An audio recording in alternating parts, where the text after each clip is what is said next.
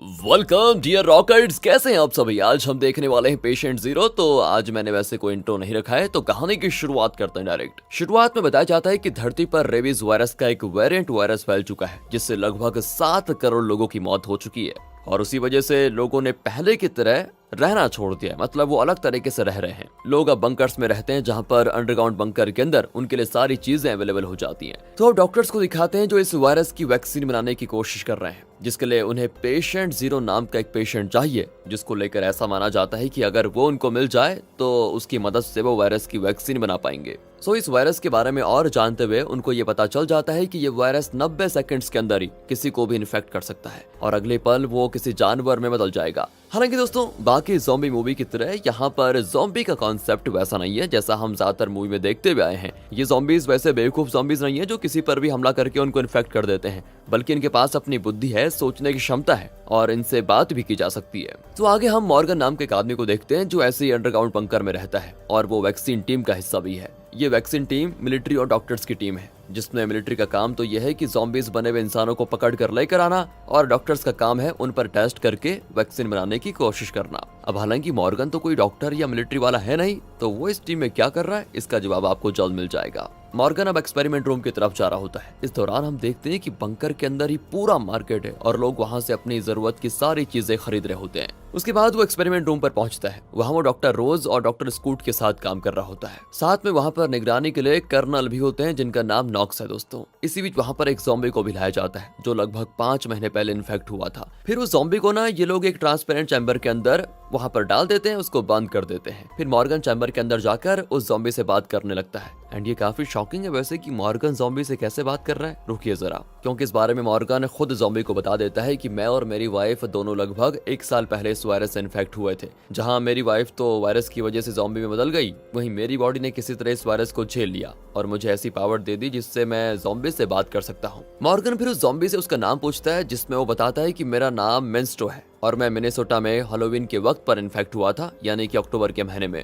Morgan फिर Minnesota को समझाता है कि देखो, हम तुम्हारी मदद करना चाहते हैं, हम चाहते हैं कि तुम और तुम्हारे जैसे सभी लोग। अब मॉर्गन मिनेसोटा से बात कर ही रहा होता है कि तभी बाहर कर्नल नॉक्स का पेशेंस टूट जाता है और वो माइक पर कुछ ऐसी बकवास करता है, जिस वजह से मिनेसोटा, जो कि मॉर्गन से बात कर रहा था अभी तक और शांत था, वो फिर से अग्रेसिव हो जाता है। इस पर तो मॉर्गन को भी गुस्सा आता है कि यार मैं इनके लिए बात कर रहा हूँ और यह है कि उसको भड़काया जा रहा है। वो भी नॉक्स पर चिल्लाकर चैम्बर से बाहर ही आ जाता है, जिसके कुछ देर के बाद नॉक्स उसे वापस चैम्बर में जाने को कहता है, लेकिन मॉर्गन तो गुस्से में होने की वजह से जाने से बिल्कुल मना कर देता है। अब इससे तो वो नॉक्स और गुस्सा हो जाता है और सीधे जाकर गन से मिनेसेटो की खोपड़ी उड़ा देता है। मॉर्गन भी ये देखकर गुस्से के अलावा कुछ कर नहीं पाता, सोचता है कि कितने जालिम लोग हैं। मॉर्गन इसी गुस्से में नॉक्स पर हाथ उठाने वाला होता है कि उससे पहले नॉक्स उसके सर पर भी गन पॉइंट कर देता है। एंड फिर मॉर्गन को अपना गुस्सा शांत करना ही पड़ता है, वो वहां से जाना ही सही समझता है। आगे हम देखते हैं कि रोज मॉर्गन के पीछे आती है और वहां मॉर्गन उससे कहता है कि मुझे अब तक अपनी वाइफ जेनेट की चिंता होती है, मैं उसे उस दिन इन्फेक्ट होने से बचा नहीं पाया। जिसके बाद हम देखते हैं कि मॉर्गन और रोज एक दूसरे से किस भी कर देते हैं, मतलब कि मॉर्गन की वाइफ के जाने के बाद वो रोज को पसंद करने लग गया है। लेकिन मॉर्गन के अंदर अभी भी अपनी वाइफ को जीवित करने के लिए जुनून सवार है। वो अपनी वाइफ जेनेट के लिए एक एंटीडोट लेकर जाता है, जिसमें उसने अपना ब्लड मिलाया होता है, पर इससे ये कंफर्म नहीं है कि इससे वो ठीक होगी। लेकिन हाँ, इसको लगने के बाद उसके शरीर में वायरस के बॉडीज काफी कम हो जाएंगे एंड क्या पता वो ठीक भी हो जाए। आगे एक्सपेरिमेंट रूम में एक और ज़ॉम्बी को लाया जाता है, जिसे चेयर से बांधा जा रहा होता है, लेकिन बीच में वो बहुत एग्रेसिव हो जाता है और सोल्जर्स के हाथ से छूट जाता है। अब स्कूट उस ज़ॉम्बी को रोकने जाता है, लेकिन उसी दौरान वो ज़ॉम्बी उसको काट लेता है, जिससे स्कूट दर्द से चिल्लाने लग जाता है। सभी समझ जाते हैं कि स्कूट अब इन्फेक्ट होने वाला है, इसलिए सभी उसे वहां से मेडिकेशन रूम में लेकर जाते हैं। यहाँ तक कि रोज स्कूट के उस हाथ के हिस्से को काट देती है जहाँ पर ज़ॉम्बी ने काटा था, लेकिन कोई फायदा नहीं होता। तब तक स्कूट के शरीर में पूरा वायरस फैल चुका था और वो इन्फेक्ट भी हो जाता है। अब नॉक्स को तो जरा भी दया नहीं है, वो सीधे स्कूट को शूट करके मार डालता है। हालांकि दोस्तों, वो स्कूट को बाकी पेशेंट्स के साथ रख सकता था, लेकिन नॉक्स ने यहाँ पर अपनी पूरी बेवकूफी दिखा दी उसको मारकर। आगे रोज और मॉर्गन स्कूट के बेटे के पास जाते हैं उसे बर्थडे विश करने के लिए, क्योंकि उन्होंने स्कूट के मरने से पहले उसे वादा किया था कि वो उसके बेटे का ख्याल रखेंगे। मॉर्गन स्कूट की मौत से बहुत गुस्से में होता है और सबसे ज्यादा गुस्सा उसको नॉक्स पर आता है। तो सबसे पहले तो वो सीधे उस इन्फेक्टेड ज़ॉम्बी के पास जाता है जिसने स्कूट को काटा था और उससे पूछता है कि मुझे जल्दी बताओ कि पेशेंट जीरो कहाँ पर है और तुम उसके बारे में क्या जानते हो। लेकिन वो ज़ॉम्बी कुछ भी बताने से मना कर देता है, जिसके बाद मॉर्गन उसको गन पॉइंट पर कर देता है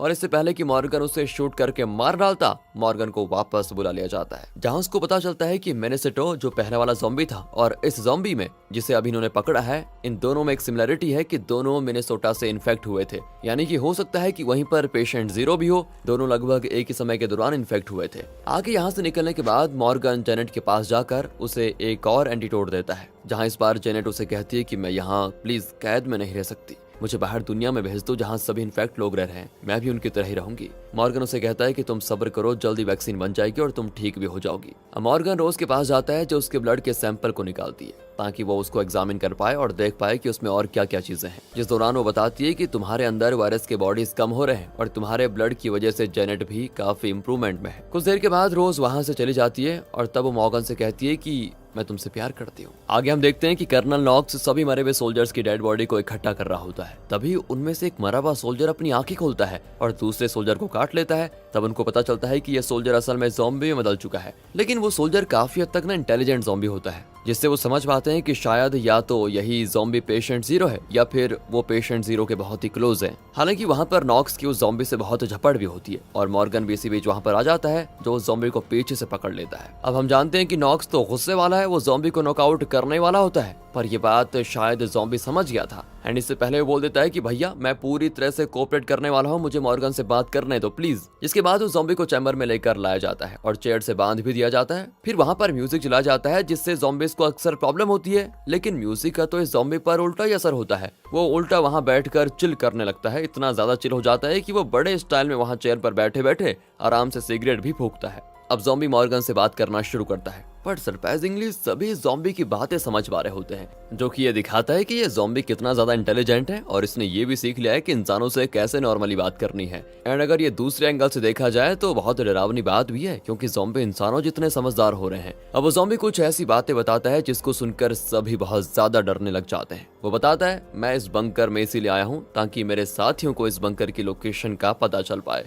और अगले ही पल वो इस पर हमला करने वाले हैं। वो आगे ये भी बताता है कि इस बंकर से बाहर दुनिया में लाखों ऐसे ज़ॉम्बीज हैं जो बहुत ज्यादा इंटेलिजेंट हैं और कह सकते हैं वो इंसानों के दिमाग वाले ज़ॉम्बीज हैं, जिन्हें ये पता है कि तुम सब यहाँ मिलकर एक ऑपरेशन कर रहे हो जिसमें तुम पेशेंट 0 को ढूंढकर वैक्सीन बनाने की कोशिश कर रहे हो, लेकिन तुम ये सब कुछ करो इससे पहले हमारे लोग यहाँ पर आ जाएंगे। एंड दोस्तों इसके बाद वो ज़ॉम्बी खुद के बारे में बताना शुरू करता है कि वो कैसे इन्फेक्ट हुआ था, जिसमें वो बताता है कि मैं नॉर्मल सा यूनिवर्सिटी का प्रोफेसर था और उस दिन मैं अपना लेक्चर दे रहा था। तभी मेरी वाइफ का मुझे कॉल आता है और वो मुझे बताती है कि वो बहुत डरी हुई है और पूरे शहर में कोई वायरस फैल चुका है। मैं अपनी वाइफ से क्लासरूम के बाहर आकर बात कर रहा था, तभी मुझे क्लासरूम के स्टूडेंट्स के चिल्लाने की आवाज आई एंड जब मैंने क्लासरूम में देखा तो ढेरों ज़ॉम्बीज स्टूडेंट्स को मार रहे थे, उन्हें बेरहमी से मारते जा रहे थे। इसी बीच एक ज़ॉम्बी ने मुझ पर हमला कर दिया और मुझे भी इन्फेक्ट कर दिया। कुछ समय के बाद मुझ में भी उसके असर दिखने लग गए। आगे फिर मैं अपने घर गया और मैंने अपनी वाइफ पर भी हमला कर दिया। मैंने उसके शरीर को बुरी तरह से काटना शुरू किया और बड़े दर्दनाक तरीके से उसकी जान ले ली। ये सुनकर दोस्तों मॉर्गन को बहुत ज्यादा गुस्सा आ जाता है। वो प्रोफेसर को एक जोरदार पंच करता है और चेंबर से बाहर आकर बैठ जाता है। इसके बाद अचानक से मॉर्गन के दिमाग में कुछ आता है और वो प्रोफेसर के शरीर के तलाशी करने लगता है। वो चेक करने लगता है कि प्रोफेसर के शरीर में कोई जीपीएस ट्रैकर तो नहीं है। जहां उसे प्रोफेसर के शरीर में कोई जीपीएस ट्रैकर तो नहीं मिलता, लेकिन जब वो बाकी ज़ॉम्बीज को देखने जाता है तो वहां पर वो ज़ॉम्बी जिसने इस कोड को काट कर उसकी जान ले ली थी, वो जबरदस्ती खुद का सर लोहे के सर में मारकर खुद की जान दे देता है। जिसके बाद मॉर्गन को उसके शरीर में एक जीपीएस ट्रैकर मिलता है, जिससे तो वो उसी वक्त तोड़ देता है। अब ये जीपीएस ट्रैकर बाहर के ही ज़ॉम्बीज ने इस ज़ॉम्बी के अंदर फिट किया होगा, ये तो ऑब्वियस सी बात है। और अब बाहर के ज़ॉम्बीज को इस बंकर की लोकेशन का पता है, जहां वो किसी भी वक्त इस बंकर पर हमला कर सकते हैं। लेकिन अब आप सोच रहे होंगे कि मॉर्गन को कैसे पता चला कि प्रोफेसर और उसके साथी जीपीएस ट्रैकर लेकर घूम रहे हैं। तो इसका जवाब यह है कि प्रोफेसर ने अपनी कहानी बताते हुए कहा था कि टाइम इतनी वैल्यूएबल चीज है जिसे तुम खरीद नहीं सकते। एंड इससे मॉर्गन समझ जाता है कि प्रोफेसर अपनी कहानी बताकर उन्हें डिस्ट्रैक्ट करने की कोशिश कर रहा था। इससे होगा ये कि बाहर के ज़ॉम्बीज को ज्यादा टाइम मिल जाएगा बंकर पे आने के लिए।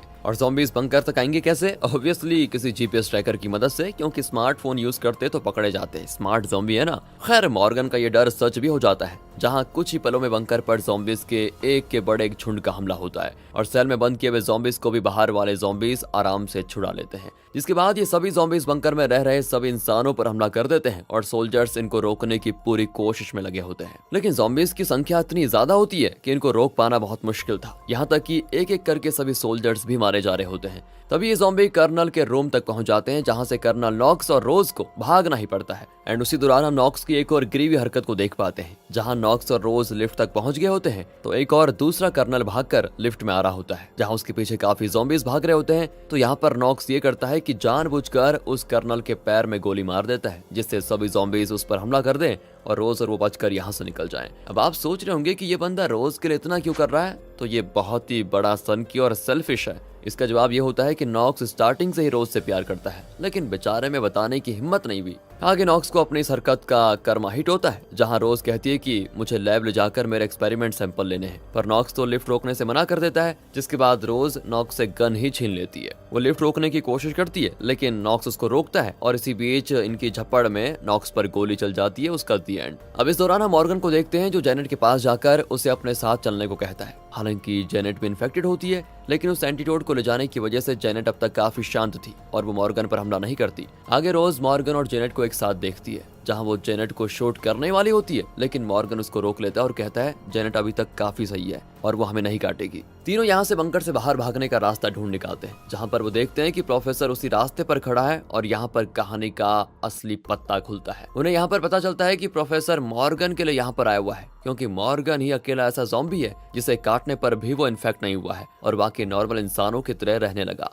यानी कि मॉर्गन ही पेशेंट जीरो है और उसके जरिए ही वैक्सीन बनाई जा सकती है, जिससे ये सारे ज़ॉम्बीज ठीक हो सकते हैं। बट क्या ज़ॉम्बीज वापस इंसान बनना चाहेंगे? क्योंकि वैसे भी ज़ॉम्बीज इंसानों जितने इंटेलिजेंट तो हैं ही अभी और ताकतवर भी हैं, तो इससे लगता तो नहीं कि वो दोबारा इंसान बनना चाहेंगे और इसीलिए ज़ॉम्बीज को मॉर्गन को मारना होगा ताकि ऐसी कोई वैक्सीन ही न बन पाए। तो मॉर्गन प्रोफेसर पर हमला कर देता है, लेकिन तब तक प्रोफेसर बाकी ज़ॉम्बीज को वहां पर बुला लेता है, जिसके बाद जेनेट मॉर्गन और रोज को बंकर से भागने के लिए कहती है और अकेला बंकर में रुककर ज़ॉम्बीज को रोकने का फैसला करती है। जिसका कारण यह होता है कि जेनेट अब काफी हद तक ज़ॉम्बी में बदल चुकी है और रोज भी प्रेग्नेंट होती है, जहाँ उसके पेट में मॉर्गन का बच्चा होता है। जिसके बाद मॉर्गन और रोज बंकर से चले जाते हैं और इसी के साथ ये कहानी यहाँ पर खत्म हो जाती है।